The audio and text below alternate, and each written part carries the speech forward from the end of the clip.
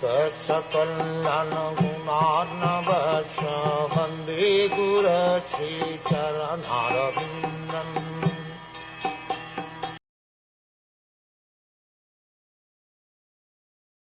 O my Lord, the people of the world are embarrassed by all material anxieties.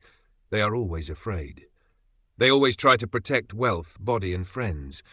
They are filled with lamentation and unlawful desires and paraphernalia, and they avariciously base their undertakings on the perishable conceptions of my and mine.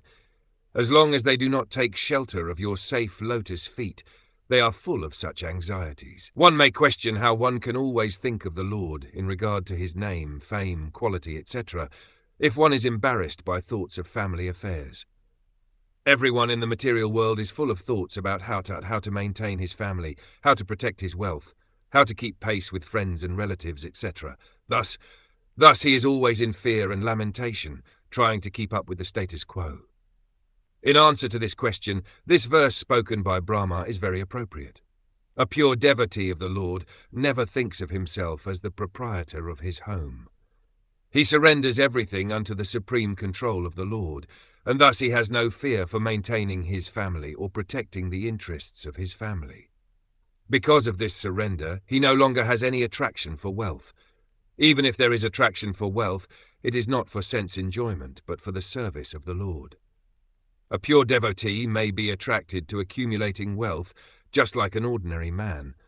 But the difference is that a devotee acquires money for the service of the Lord, whereas the ordinary man acquires money for his sense enjoyment.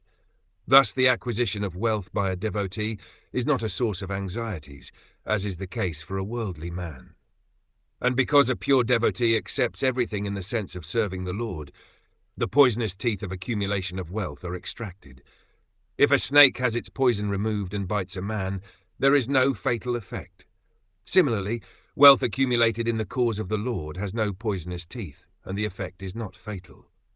A pure devotee is never entangled in material worldly affairs, even though he may remain in the world like an ordinary man.